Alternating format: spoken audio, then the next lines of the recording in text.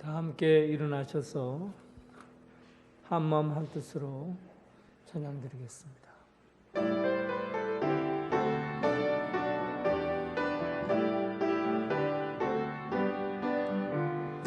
한마음 할렐루야, 한 입으로 할렐루야, 한마음 한 입으로 하나님께 영광을. 너희 권능 있는 자들아, 영광과 능력을 여호와께 돌리고 돌릴지어다. 여호와께 그의 이름에 합당한 거룩한 옷을 입고 여호와께 예배할지어다. 여호와께서 자기 백성들에게 힘을 주시며 여호와께서 자기 백성에게 평강의 복을 주시리로다. 아멘.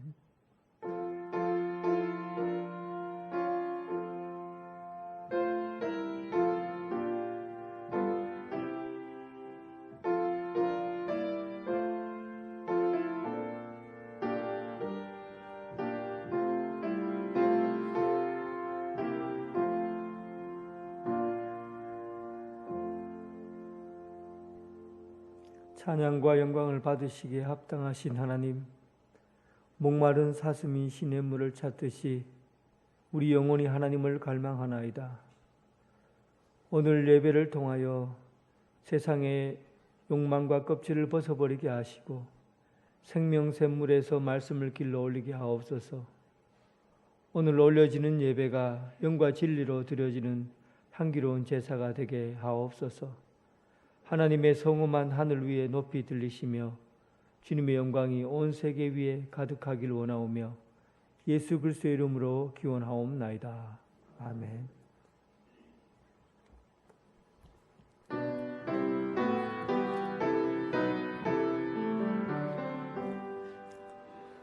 다 찬양하여라, 전능왕 창조의 주께 내오나 주 찬양, 평강과 구원의 주님. 성도들아, 주 앞에 이제 나와 즐겁게 찬양하여라. 다 찬양하여라, 놀라운 만유의 주께. 포근한 날개 밑늘 품어주시는 주님. 성도들아, 주님의 뜻 안에서 내 소원 다 이루리라. 다 찬양하여라, 온 몸과 마음을 바쳐. 이 세상 만물이 주 앞에 다 나와 찬양. 성도들아, 기쁘게 소리 높여 영원히 찬양하여라.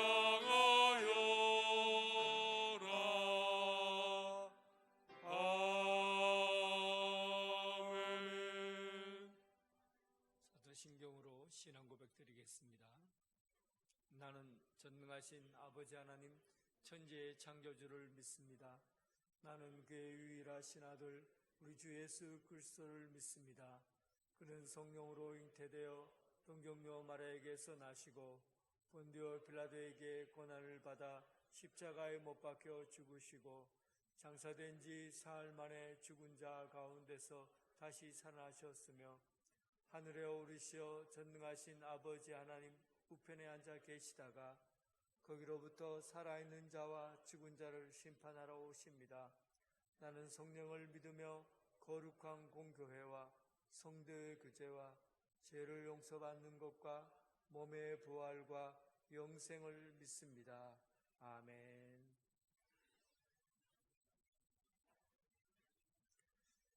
고동문 80번입니다.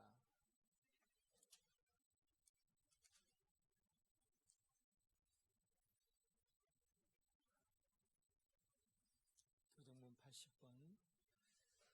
우리가 이 보배를 질그릇에 가졌으니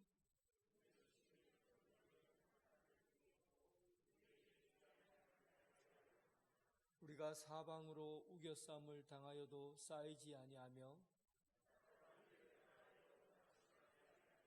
박해를 받아도 버림받지 아니하며 우리가 항상 예수의 죽음을 몸에 짊어짐은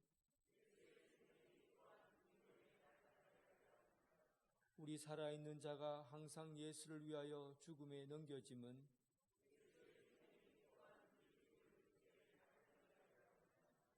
아멘.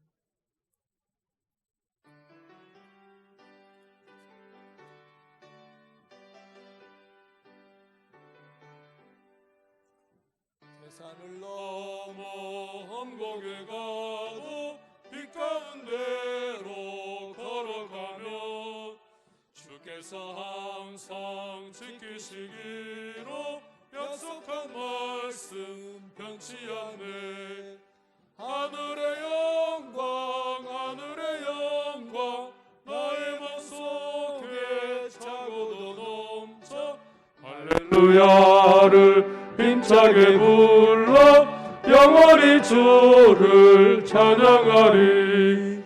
캄캄한 밤에 다닐지라도 주께서 나의 길 되시고 나에게 밝은 빛이 되시니 길 잃어버릴 염려 없네.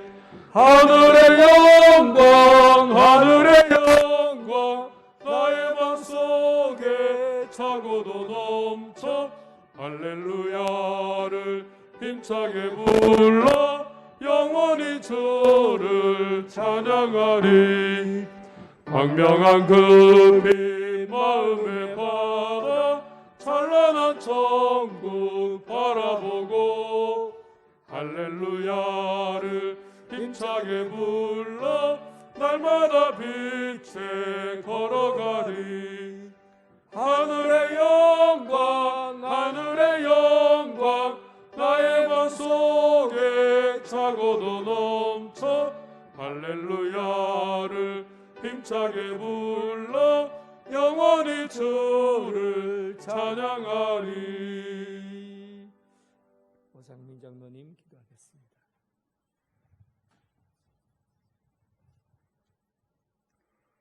죄와 물로 죽을 수밖에 없는 우리들을 사랑하사 독생자 예수 그리스도를 십자가 희생의 제물로 내어주셔서 우리를 죄에서 구원하여 주시고 하나님을 아바 아버지라 부를 수 있는 거룩한 하나님의 자녀로 삼아주심을 감사드리며 부르심을 입은 믿음의 백성들이 온 마음과 정성을 모아 하나님을 예배하오니 우리 예배를 기쁘게 받아주시옵소서. 하나님, 우리는 하나님의 큰 은혜 속에서 살아가지만 하나님의 은혜를 늘 감사하지 못하고 은혜의 힘을 깨닫지 못하고 조그만 자기에게 흡족한 일이 생기면 자기 힘으로 된 듯 교만해지고 세상에서 나의 욕심대로 되지 않을 때 자기가 바라는 시간에 하나님의 응답이 없을 때 하나님을 원망하고 하나님이 아닌 세상에 기댈 곳을 찾는 부족한 우리를 용서하여 주시고 성령 하나님 우리 심령에 임재하셔서 겸손히 기도하고 말씀에 의지하고 찬양하는 복된 삶을 살아가는 하나님의 온전한 백성으로 인도하여 주시옵소서. 하나님 우리 언양제일교회를 오늘까지 든든히 세우게 하심을 감사드립니다. 모든 믿음의 권속들이 서로 품어주고 약함을 이겨내도록 중보기도 하며 서로 사랑하는 예수 그리스도의 온전한 제자가 되게 하시고 교회 안에서 사랑이 넘쳐서 그 사랑이 세상을 향하여 나아가도록 인도하여 주시고 하나님 나라가 확장되고 혼란스럽고 힘든 세상에 우리 교회가 세상의 희망이 되게 하옵소서. 하나님 물질의 풍요로움과 세상의 즐거움으로 가득하여 하나님의 거룩함을 거부하는 세상이지만 어린 생명들에게 하나님의 말씀으로 양육하는 교회학교를 든든히 지켜주시옵소서.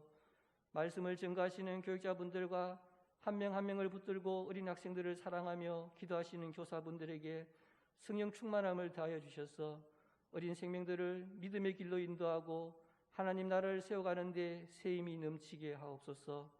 말씀으로 자라나는 주의 자녀들을 세상의 죄와 미혹에 빠지지 않도록 성령 하나님 함께하여 주시고 미래의 하나님 나라를 세워갈 제목이 되게 하옵소서. 하나님의 말씀을 의지하고 기도하는 믿음의 청년들을 지켜주셔서 이 세상을 넉넉히 살아갈 길을 열어주시고 믿음의 가정을 이루며 하나님 나라의 귀한 일꾼으로 세워가게 하옵소서. 하나님 말씀을 세상 끝까지 전하기 위하여 먼 타국에서 사역하시는 선교사님들을 지켜주시옵소서. 우리 교회가 세운 필리핀 간당교와 나바구 원양 지엘교회가 하나님의 은혜로 든든히 세워지고 교회를 통하여 그 지역을 하나님의 은혜가 충만한 희망의 땅으로 변화되게 하옵소서. 우리 교회가 후원하는 필리핀 김채빈 선교사님, 일본 이중재 선교사님, 우간다 최태용 선교사님, 중국 김영철 선교사님을 지켜주시옵소서. 특히 중국 정부가 모든 선교사들을 추방하고 언론을 통제하고 교회를 심하게 통제하므로 중국 교회들의 존립이 위태로운 상태입니다. 공산국가의 핍박 속에서도 복음의 씨앗이 자라나고 마음껏 하나님을 찬양하는 믿음의 길을 지키도록 우리가 기도하고 후원하게 하옵소서. 하나님 육신의 아픔을 겪고 있는 믿음의 권속들을 지켜주시옵소서. 육신의 아픔 속에서도 전능하신 하나님을 의지하며 기도하게 하시고 예수 그리스도의 보혈의 능력으로 속히 회복되게 하옵소서. 경제적 어려움을 겪는 분, 근심 걱정에 잡혀 있는 분, 삶의 기쁨을 잃어버린 분들의 심령에 성령 하나님 함께 하셔서 수고하고 무거운 짐진 자들을 부르시는 예수님을 만나게 하시고 하늘의 평강을 맛보며 형통하게 하옵소서. 하나님 생명의 말씀을 듣습니다. 말씀을 선포하시는 목사님께 성령 충만케 하시고 말씀이 우리 심령에 살아 역사하게 하셔서 온전한 하나님의 뜻을 이루며 살아가게 하옵소서. 찬양단의 찬양이 하나님을 영화롭게 하며 우리의 심령에도 은혜의 시간이 되게 하옵소서. 귀한 예배를 위하여 이 모양 저 모양으로 헌신하시는 모든 분들에게 하늘의 기쁨이 넘치게 하옵소서. 세상 끝날까지 우리와 동행하시겠다고 약속하신 예수님의 이름으로 기도드립니다. 아멘.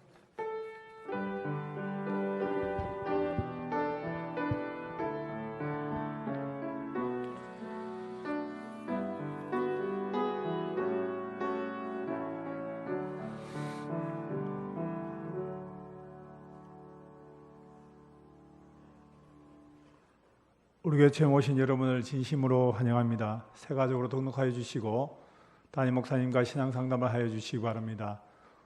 오늘은 오선주로 22번째 주일입니다.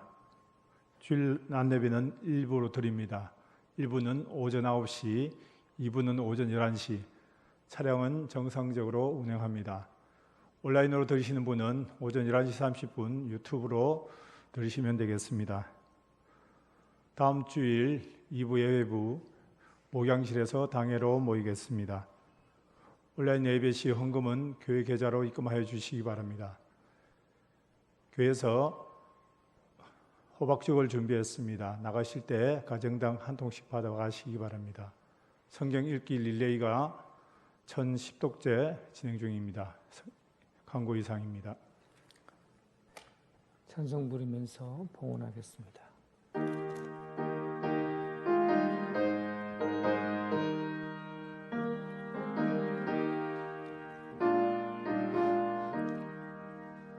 주님 주신 거룩한 날 기쁨으로 주 앞에 와 기도하고 찬양하며 주께 경배 드립니다. 내게 주신 귀한 물질 하나님께 드리오니 기뻐 받을 제물로서 연락되게 하옵소서. 아멘.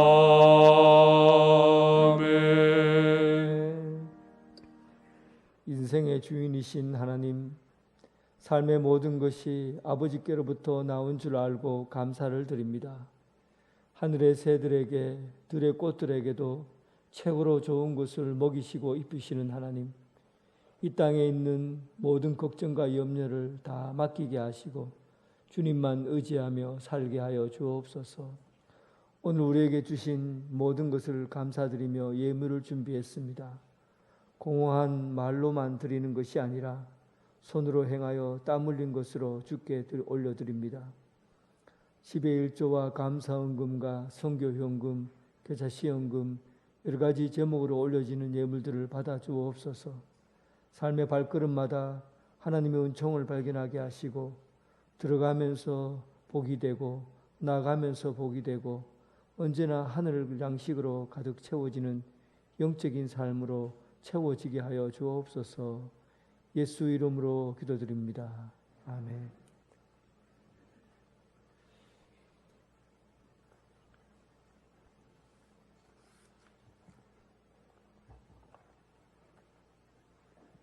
하나님께서 우리에게 주신 말씀은 요한복음 17장 17절에서 19절까지 말씀입니다. 요한복음 17장 17절부터 19절 말씀. 하나님의 말씀을 봉독해 올리겠습니다. 그들을 진리로 거룩하게 하옵소서. 아버지의 말씀은 진리니이다. 아버지께서 나를 세상에 보내신 것 같이 나도 그들을 세상에 보내었고 또 그들을 위하여 내가 나를 거룩하게 하오니 이는 그들도 진리로 거룩함을 얻게 하려 함이니이다. 아멘.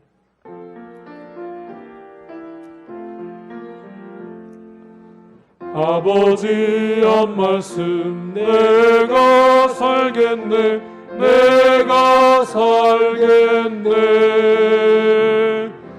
아멘 아멘 아멘 아멘 아멘.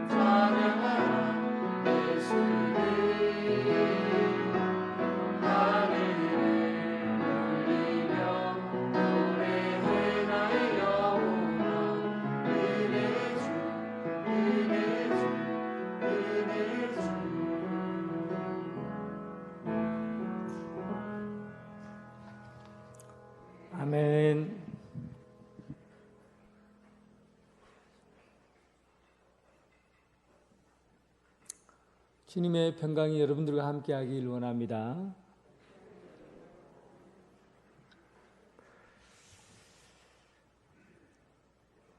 이 세상을 여러분 잘 압니까? 세상 속에 우리가 살지만 세상을 잘 모르고 삽니다.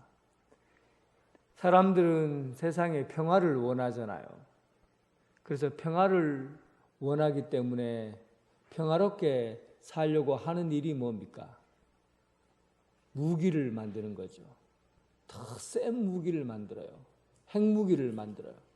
이렇게 해야 평화가 온다고 생각합니다. 왜냐하면 우리나라가 약하면 다른 나라가 침공해 오기 때문에 그러면 자연스럽게 평화가 깨집니다.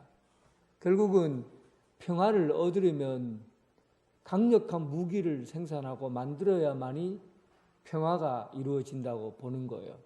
이게 세상입니다. 프랑스의 알리 베르그송이라는 무신론자가 세계 철학에서 아주 뛰어난 사람입니다. 그가 1차 세계대전을 겪고 난 이후에 깨달은 바가 있었어요. 그는 이 인간이 이 세상을 구원할 수 있는 대안이라고 본 겁니다. 사람의 능력, 또 사람이 갖고 있는 재능, 기술, 또 과학 발전 이런 걸로 이 세상을 구원할 수 있다고 생각했어요. 이 세상의 대안, 이 세상의 희망은 인간이라고 본 겁니다. 그런데 전쟁을 겪고 나서 생각이 바뀌어 버렸어요. 결국은 사람은 자기 나라의 평화를 위해서 무기를 발전시키고 또 세상을 다른 사람, 약한 나라를 침공하고 빼앗아서 평화를 이루어 간다는 겁니다. 이렇게 세상이 발전하고 변화시켜 가다가는 결국은 인간이 세상의 대안이 아니라 인간으로 인해서 세상이 망하게 됐다는 거예요. 평화를 추구했지만, 평화로운 나라, 자유로운 나라를 원했지만 결국은 이 세상을 이끌어가는 큰 무기, 핵무기를 만들므로 인해서 결국 세상은 망하게 될 거다라고 본 겁니다. 이런 생각을 하게 되니까 이 세상을 변화시키고 이 세상을 바꾸어 갈 수 있는 유일한 대안은 인간 너머에 있는 어떤 존재에 의해서만 가능하다는 것을 알게 된 거예요. 인간 너머에 있는 어떤 존재가 아니면 인간으로서는 이 세상은 망한다는 겁니다. 그래서 결국은 1941년 그가 죽기 2년 전에 이 세상을 구원할 수 있는 희망이 어디서 오는가? 결론적으로 인간에 의해서는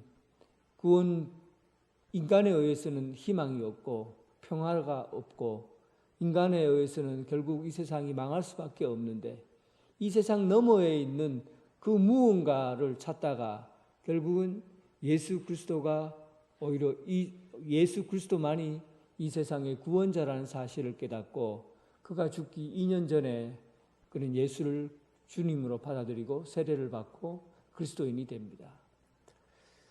이 세상에 속해 있지만 이 세상에 속해 있지만 다른 곳에 속해 있는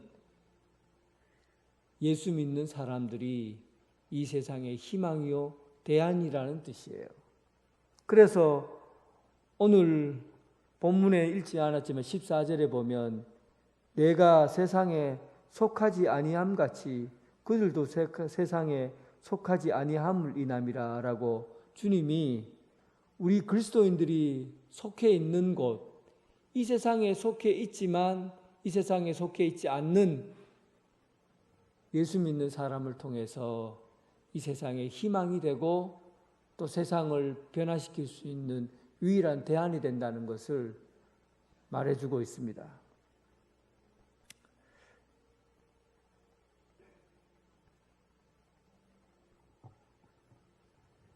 코로나19로 인해서 사회적 분위기가 많이 바뀌었습니다. 그 전에 사회적인 문제로 제기되었던 왕따 현상을 여러분 기억하실 겁니다. 학교에서, 직장에서 따돌림 받는 것으로 사람들이 상처를 받고 자살을 하기도 하고 큰 충격을 받기도 했던 사회적인 문제예요. 그런데 코로나가 있으면서 왕따라는 말이 없어졌어요. 잘 들리지 않죠? 왜냐하면 전부 다 왕따가 됐거든요. 다 거리두기를 하고 혼자 외롭게 있어야 되니까 세상 자체가 이제는 왕따가 되어버린 거예요. 그러니까 이런 세상이 지속되면 사회적으로 큰 상처가 나게 됩니다. 그리고 사회적인 문제가 드러나게 될 거예요. 사회적 분위기가 홀로 떨어져서 거리두기를 하게 되고 외딴 떨어져서 살아야 되는 그런 현상이 오게 되면 사회는 병들게 되어 있고 그 병든 사회는 결국 폭발하게 되어 있는 겁니다. 이제 우리가 알아야 될 것은 이 세상에서 우리가 어디에 속해 있는가 하는 것이 그만큼 소속감을 갖지 않고 혼자 산다는 것은 위험하다는 사실이에요. 그래서 우리가 알아야 될 것은 우리가 진짜 소속되어 있는 것이 어디 있는가, 우리는 어디에 속한 사람인가를 알고 살아야 된다는 겁니다. 우리가 살아가야 될 삶의 현장이 비록 우리를 왕따시키고 혼자 살아가는 그런 세계로 살아가는 것 같지만 결국은 우리가 어디에 소속되어 있는지 어느 곳에 소속되어 있는지 알아야만이 이 세상에서 잘 살아갈 수 있는 길이 열린다는 겁니다. 예수 믿는 사람은 두 군데에 소속이 되어 있습니다. 하나는 대한민국이라는 곳에 소속되어 있고 또 한 곳은 하나님 나라에 소속되어 있어요. 그래서 예수 믿는 사람은 이중 국적을 갖고 있습니다.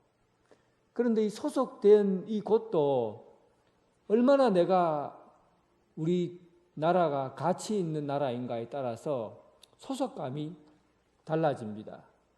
내가 참으로 좋은 나라에 속해 있으면 좋은 나라에 속해 있는 것만큼 소속감을 가지고 자부심을 가지게 되죠. 그래서 소속감이라는 게 인간의 가치를 평가하는 데 대단히 중요한 요소입니다. 얼마 전에 제가 한국의 여권 수준이 얼마 정도 되는가, 여러분들이 대한민국 국민이면 여권을 다 가지고 있잖아요. 여권 가지고 외국을 가보면 한국의 여권의 수준이 어느 정도 되는지를 알 수가 있습니다. 그 나라의 국격에 따라서 여권의 기준을 세웁니다. 근데 한국 여권이 비자 없이 갈 수 있는 나라가 전 세계 중에 몇 군데 될까 살펴보니까 199나라 중에서 121곳이 한국 사람들은 비자 없이 갈 수 있습니다. 여권만 들고 비자 없이 갈 수 있어요. 한국의 여권이 그만큼 뛰어나다는 거죠. 세계에서 싱가포르와 여권의 가치 1위입니다. 한국 여권은 세계에서 가장 높은 가치를 지니고 있다는 거예요. 영국에 가면 입국 심사할 때 그 입국 심사하는 그곳을 거치지 않고 자동으로 그냥 통과할 수 있는 나라가 세계에서 10개국밖에 없습니다. 그 중에 대한민국 여권을 가지고 있으면 입국 심사하는 데를 통과하지 않고 그냥 기계로 그냥 통과하도록 그렇게 만들어 놨어요. 한국 국민이 가지고 있는 이 여권이 가치가 세계적으로 가장 높은 가치를 지니고 있다는 겁니다.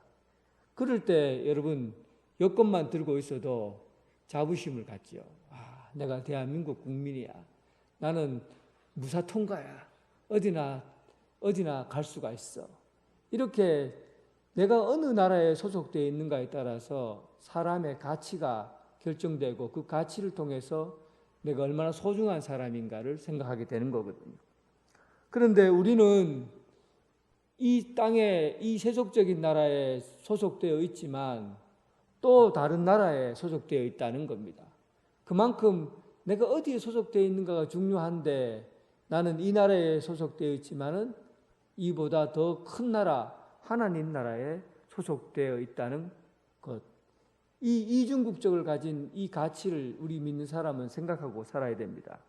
그런데 대한민국이 아무리 좋은 나라라고 하지만 대한민국보다도 하나님 나라가 더 크고 더 좋은 나라입니다. 그러면 하나님 나라가 더 크고 더 좋은 나라라고 생각한다면, 우리가 이 땅에 살아가면서 이 땅에 살아가면서 주어지는 문제나 어려운 일들이 생기면 어디에서 해결점을 찾을 수밖에 없습니까?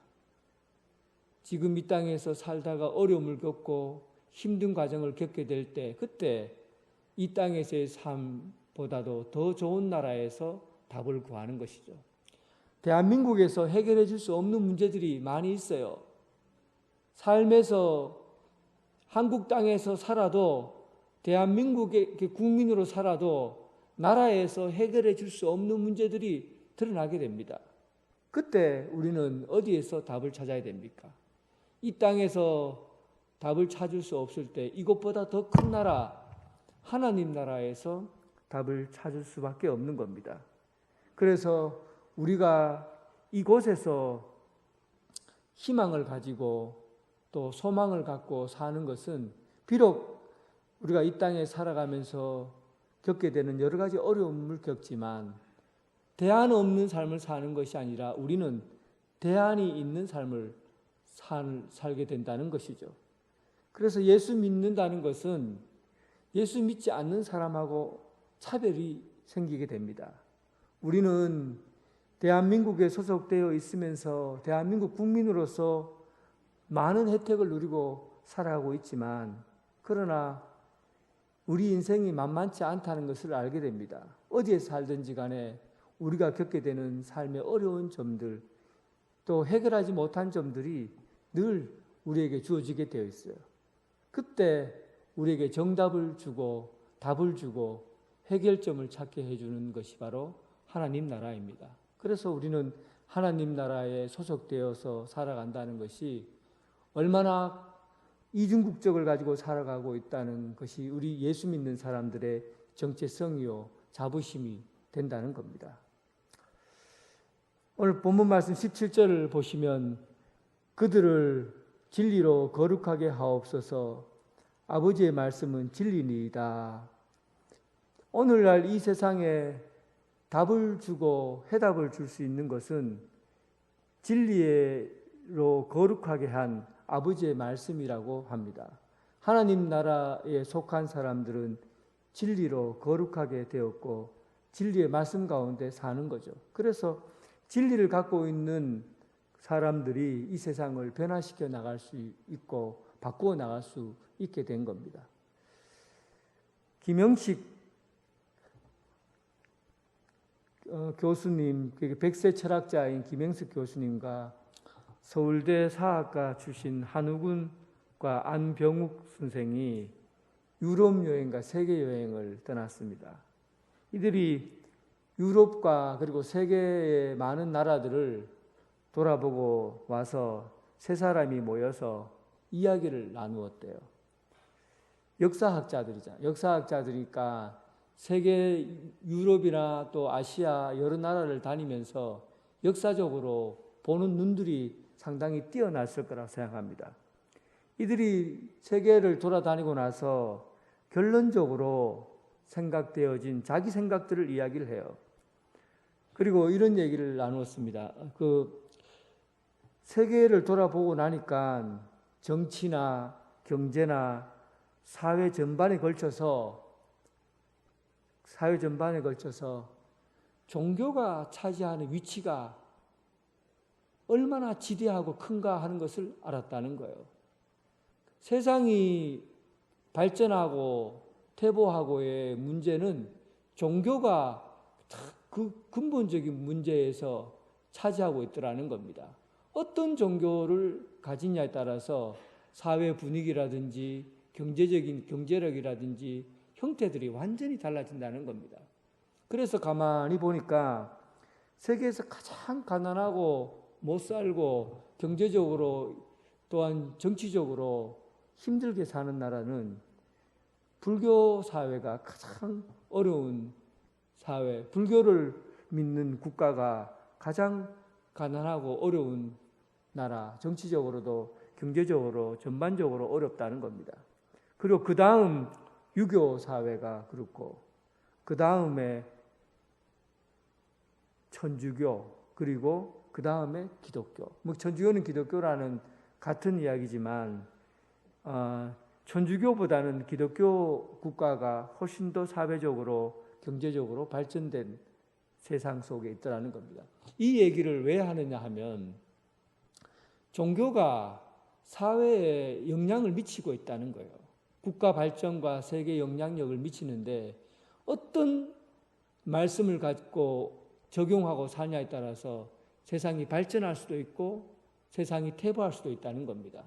근데 기독교가 갖고 있는 이 복음의 말씀은 세상을 발전시키고 변화시킬 수 있는 그런 능력이 내재되어 있다는 것이죠. 결국은 하나님 나라, 이 땅에 살면서 하나님 나라, 이 땅보다도 더 크고 더 좋은 나라에 소속된 사람들이 이 세상을 변화시켜 나간다는 겁니다. 한국 사회에 처음 기독교가 왔을 때 제일 먼저 한국 사회를 변화시킨 부분이 뭡니까? 병원을 세웠잖아요. 학교를 세웠잖아요. 그리고 6.25 때는 고아원을 세우고 또 복지관을 세우고 한국 교회가 기독교가 들어와서 우리나라를 사실은 20년, 30년을 확 발전시켜 낸 것은 바로 예수님의 말씀을 통해서 이 세상을 바꾸어 나가려는 시도 때문입니다.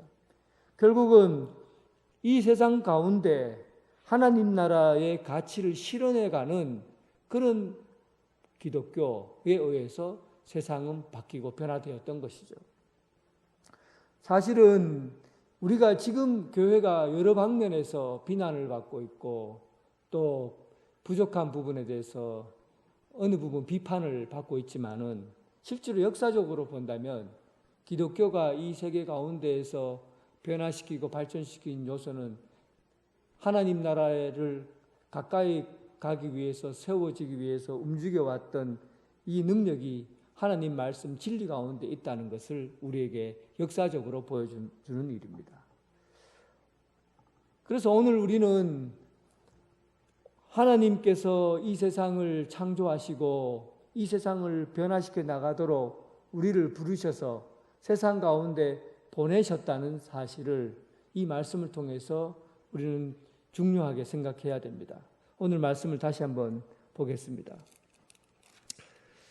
예수님께서 마지막 제자들을 파송하면서 하신 말씀입니다.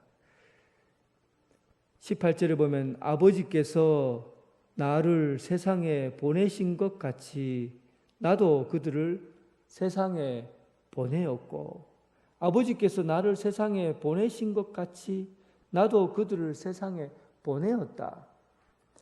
이 세상에 보내었다라는 표현을 사용하고 있습니다. 아버지께서 세상에 보내신 것처럼 우리도 세상에 보냈다는 표현을 쓰고 있어요. 이 세상이 먼저 어떤 세상인지를 우리는 생각해야 되는데 먼저 그리스도인들은 세상에 대해서 잘못된 판단을 내리고 잘못된 생각을 갖고 있는 부류들이 있습니다. 먼저는 세상에 완전히 순응하거나 동화될 수도 있고 또 세상이 악하다고 배척할 수도 있고 이런 곳에서 세상을 그렇게 판단할 수 있습니다. 그렇다면 먼저 우리 기독교인들은 세상을 어떻게 봐야 합니까? 많은 사람들은 세상이 좋아서 세상에 순응하는 사람도 있습니다. 그러니까 세상이 주는 가치 체계와 물질 문화가 우리를 쾌락에 빠지게 하고 세상이 지나치게 좋아버린 것이죠.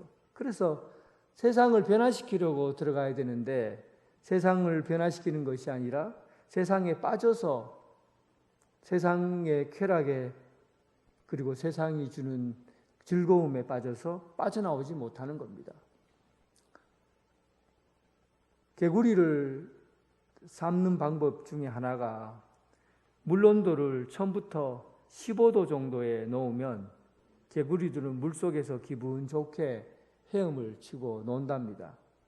그래서 물의 온도를 서서히 높여서 30도가 되게 하면 이제는 팔을 쫙 벌리고는 아이고 좋구나 하고는 두 다리로 설렁설렁 헤엄을 치고 그리고는 가만히 있다고 해요. 그리고 한 40도가 넘으면 이제는 자기 몸이 삼켜지는지도 모르고 그리고는 푹 삼켜서 죽게 된다는 겁니다.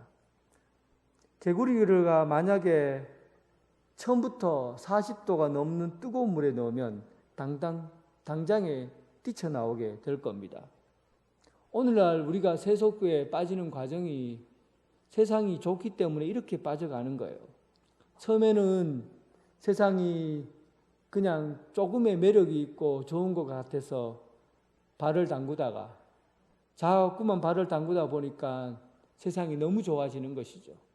그러되면 결과적으로는 세상 속에 살다가 세상 속에서 머무르게 되고 그리고 타락한 삶을 살게 되는 겁니다. 솔로몬 이후에 나라가 북왕국과 남왕국으로 나누어집니다. 그때 대부분의 나라들이 처음에는 하나님을 섬기는 듯 하다가 나중에는 세속에 물들게 되고 결국은 타락한 임금으로 생애를 마감합니다. 특히 남왕국의 아사왕 같은 경우에는 처음에 하나님 나라를 위해서 이 세상을 개혁하려고 하고 또 타락한 교회를 다시금 세워서 타락한 종교를 세워서 우상을 타파하고 깨끗하고 거룩한 나라를 만들려고 노력을 했습니다. 그런데 시간이 흐르고 흐를수록 나이가 들고 들어가면서 점점 세상의 유혹에 빠져들게 됩니다. 그리고는 한순간에 지금까지 쌓아놓은 모든 공덕이 다 무너지고 그리고는 세상 가운데 빠져 살게 되는 것이죠. 여러분 혹시 그런 부류의 성도들 어떻습니까? 여러분 가까이에서 그런 분을 만나지 못했습니까? 젊었을 때는 믿음 생활 잘하고 하나님 앞에 헌신적으로 살다가 그리고는 어느 순간 세상에 맛을 들이게 되고 길들여지게 되고 점차적으로 세상이 좋아지다 보면 나중에는 주님 앞에 돌아오기가 상당히 힘들어지고 그리고는 영원히 그 길을 가게 됩니다. 세속은 우리에게 좋은 곳으로 유혹하려는 많은 것들로 담겨져 있어요. 조금만 한 발자국 발을 디딘 것이 결국은 두 발을 다 담그게 되는 그런 것이 바로 세속입니다. 그래서 세속 속에 살지만 세상 속에 살지만 세속화되는 것은 세상 가운데 유혹에 빠져 사는 것과 같습니다. 그래서 예수님께서 제자들을 두고 이렇게 얘기합니다. 내가 이 세상 속에 너희를 보내면서 너희들이 세상 가운데 유혹을 겪고 또 어려움을 겪는 걸 보니까 내가 너희를 하나님 나라로 데려가고 싶다.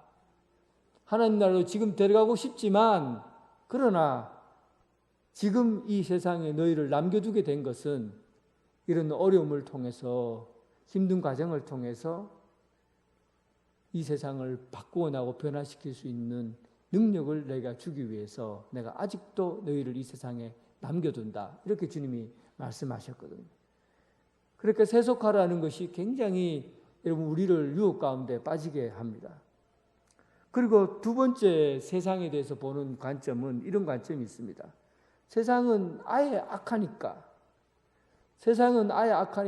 세상을 적으로 규정하는 것이죠. 그래서 세상의 모든 문화를 거부하고 세상과 거리를 두고 사는 겁니다. 그러니까 영화라든지 음악이라든지 대중가요라든지 이런 것들은 전혀 관심을 두어서는 안 된다고 보는 것이죠. 세상의 것은 모두 악하다고 적대시하는 겁니다. 악으로 규정하는 것이죠. 그리고는 세상의 모든 것들은 다 싸워야 할 대상으로 보고 원수로 보는 거예요. 어떤 사람은 감기만 걸려도 몸이 아파도 귀신이 들렸다고 배척합니다.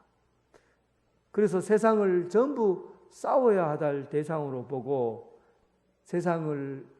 세상과 더불어서 사는 것에 대해서 위험성과 경고를 하는 것이죠. 이렇게 하면 세상을 변화시키거나 바꾸고 갈 수가 없습니다. 사도 바울은 세상에 대해서 어떻게 생각합니까? 고린도전서 1장 22절에 공동번역으로 보면 사도 바울이 세상을 이렇게 생각해요. 공동번역이니까 번역이 좀 다릅니다. 나는 어떻게 해서든 몇 사람이라도 구원하려고 모든 이에게 모든 것이 되었다. 사도 바울이 이 세상을 보는 관점이에요. 그러니까 사도 바울은 몇 사람이라도 구원하기 위해서, 사람을 구원하기 위해서 세상 문화에 대해서 알고 세상의 언어를 사용하고 세상의 가치를 따라 살려고 했던 것이죠. 그러면서 하나님 나라, 세상을 모든 이에게 모든 것이 되었다. 그 세상 문화 속에 들어가서 그 사람들이 사용하는 언어와 그 사람들이 사용하는 가치를 알고 그리고 그 속에 들어가서 사람을 변화시키고 바꾸어가려고 했다는 겁니다. 우리는 이 세상을 어떻게 바라보느냐에 따라서 세상을 배척할 수도 있고 또 세상 속에 빠져서 그 속에 빠져서 그리고 헤어나오지 못하는 그런 결과를 안을 수 있습니다. 세상을 어떻게 봅니까? 우리는 세상 가운데 보냄을 받은 사람이에요. 하나님께서 우리를 보내셨어요. 예수님께서 제자를 세상에 보냈어요. 보냈다는 것은 내가 이 세상 가운데 이 세상 속에 있지만은 이 세상 바깥에서 있는 사람처럼 내가 이 세상에 있지만은 다른 세상에 소속된 사람으로 그렇게 세상을 봐야 된다는 겁니다.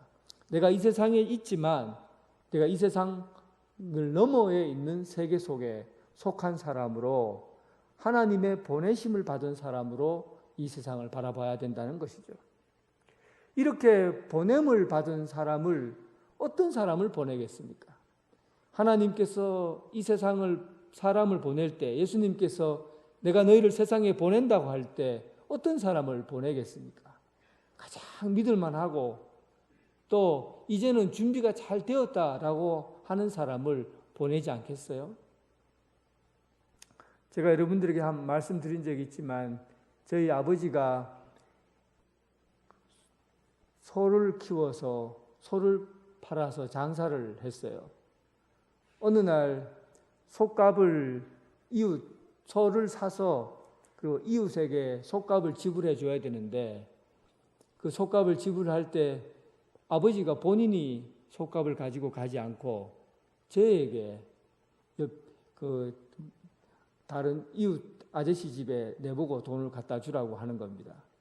그때 이 옷 속에다가 이렇게 돈을 이렇게 챙겨 놓고 끈으로 묶고 그리고는 중학교 3학년이 된 나에게 돈을 이렇게 얼마가 되는지 알 수는 없지만 많은 돈을 그리고 그 이웃에게 갖다 주게 되었어요. 아버지가 중3인 나에게 돈을 배달시키는 것이 이해가 되질 않는 거예요. 어떻게 아버지가 직접 갖다 줘야 되는데 왜 나에게 돈을 갖다 주라고 했을까? 지금 생각해 보니까 그때는 그게 잘 이해가 되지 않았어요. 근데 지금 생각해 보니까 그때 제 생각에 마음에 든 생각이 뭐냐면 아버지가 나를 믿구나. 중학교 3학년인 나에게 이 돈을 저 먼 곳에 배달시키는 이 일을 아버지가 직접 하지 않고 나를 통해서 하는 것은 아버지가 그래도 내가 이젠 다 컸고 믿을 수 있는 존재라고 생각하기 때문에 나를 보냈구나, 나를 믿어주는구나 라는 생각이 들더라고요. 그래서 아버지가 나를 믿어준다는 것 때문에 굉장히 자신감이 생기고 그리고 힘이 나더라고요. 오늘날 예수님께서 제자들을 보낸다고 할 때 이 보낸다고 하는 것은 예수님이 제자들을 믿는다는 겁니다. 다 갖추어진 존재로 믿어서 보낸다는 거예요. 왜 이렇게 예수님께서는 다 갖추어진 존재로 믿는 존재로 제자들을 보내야 했을까요? 그것은 이 세상이 변화시켜야 되고 또 이 세상을 바꾸어 가야 될 곳이기 때문에 믿을 수 있는 존재를 세상 가운데 보내는 겁니다. 그렇다면 오늘 여러분들에게 제가 예수님을 대신해서 묻습니다. 여러분 세상 가운데 보냄을 받았는데 여러분 세상 가운데로 나아가시고 세상 가운데 나아가서 하나님의 말씀을 전하는 그런 복음을 전하고 또 삶을 바꾸어 나가는 그런 보냄을 받은 사도로서 부름을 받았다는 이 사실을 혹시 믿음으로 받아들이십니까? 여러분들은 세상에 보냄을 받은 존재로 이 자리에 있는 겁니다. 그런데 세상에 보냄받은 존재로 이 세상을 있는데 우리가 보냄을 받았지만 보냄을 받은 자로서 역할을 감당하지 못한다면 하나님이 너를 믿어서 보냈는데 그 일을 감당하지 못한다면 여러분들의 삶의 자리가 어떤 자리가 되겠습니까? 저는 자전거를 타는 걸 되게 좋아합니다. 자전거 타는 걸 좋아하는데 그 헬스장에 가면 움직이지 않는 자전거가 있어요. 그 헬스장에 움직이지 않는 자전거는 한 자리에서 계속 비비기만 하면 다리를 갖고 움직이기만 하면 다리 근육이 생기고 운동이 됩니다. 땀도 나고. 그런데 헬스장에 있는 자전거로는 어디를 가지를 못해요. 저 시장 보러 갈 수도 없고 저 산에도 갈 수도 없고 저 방어진까지 한번 가고 싶어도 헬스장에 있는 자전거로는 아무리 빨리 달려도 갈 수가 없어요. 가려면 어떤 자전거를 타야 됩니까? 일반 자전거를 타고 바깥으로 나서야 됩니다. 근데 우리 신앙을 가만히 보면 우리가 하나님의 보내심을 받았고 부르심을 받았는데 우리들의 신앙이 마치 헬스장에서 자전거를 타는 사람처럼 되어버린 게 아닌가 생각해 보는 거예요. 여러분들이 훈련도 받고 믿음 생활도 하고 예배 드리고 기도하고 말씀 보고 참으로 이렇게 근육을 잘 발전시켰는데 바깥으로 나가지를 않는 거예요.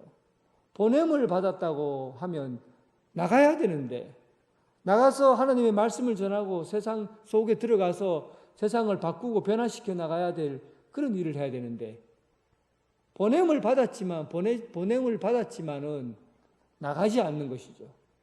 집에서 운동만 하고 몸만 키우고 있는 거예요.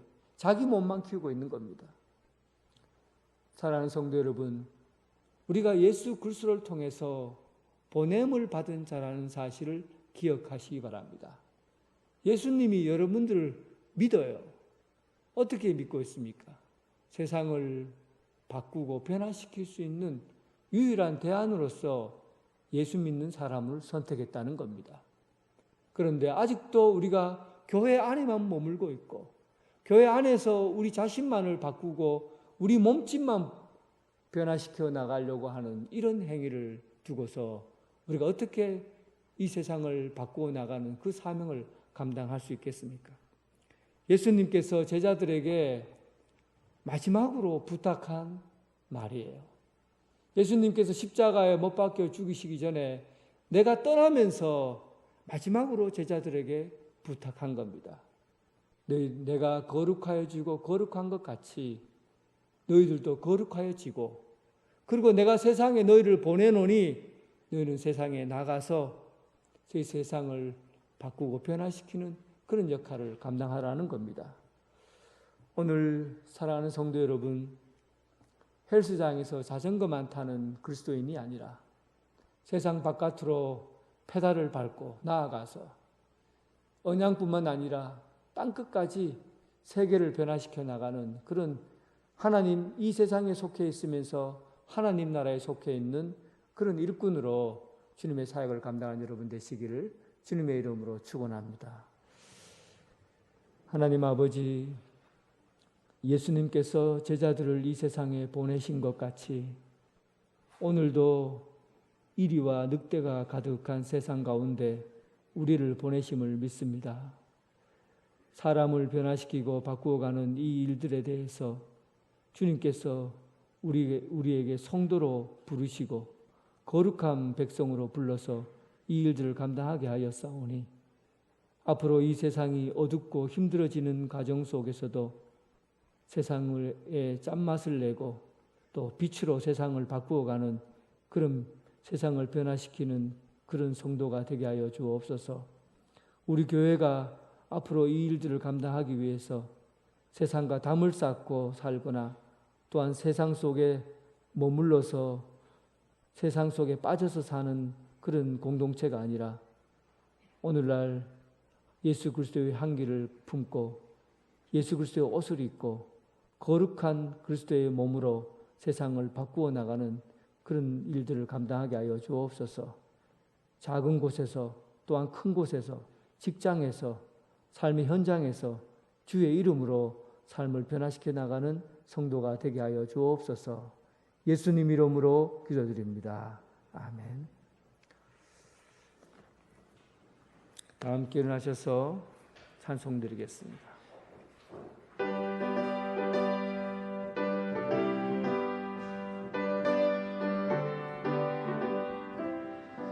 빛의 사자들이 어서 가서 어둠을 물리치고 주의 진리 모르는 백성에게 복음의 빛 비춰라. 빛의 사자들이여 복음의 빛 비춰라. 죄어둔 밤 밝게 비춰라.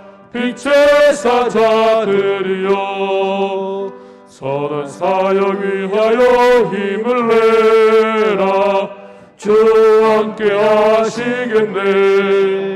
주의 크신 사랑을 전파하며 복음의 빛 비춰라. 빛의 사자들이여 복음의 빛 비춰라. 죄로운 밤 밝게 비춰라. 빛의 사자들이여 주님 부탁하신 말 순종하여 이 진리 전파하라. 산을 넘고 물 건너 힘을 다해 복음의 빛 비춰라.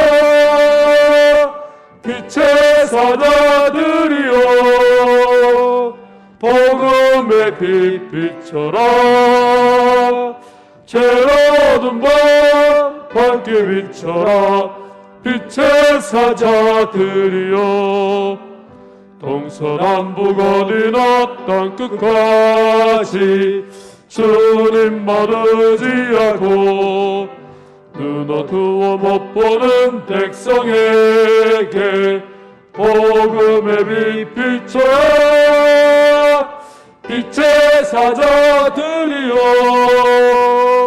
복음의 빛 비춰라. 죄어둔 밤 밝게 비춰라. 빛의 사자들이여 이제는 예수 그리스도의 은혜와 극진하신 하나님의 사랑과 성령님의 교통하심이 이 세상 가운데 들어가서 소금과 빛의 역할을 감당하길 원하는 오늘 이 자리에 함께한 성도들과 각 가정에서 예배드리는 성도들 위해 지금부터 영원토록 함께 하시기를 간절히 축원하옵나이다. 아멘.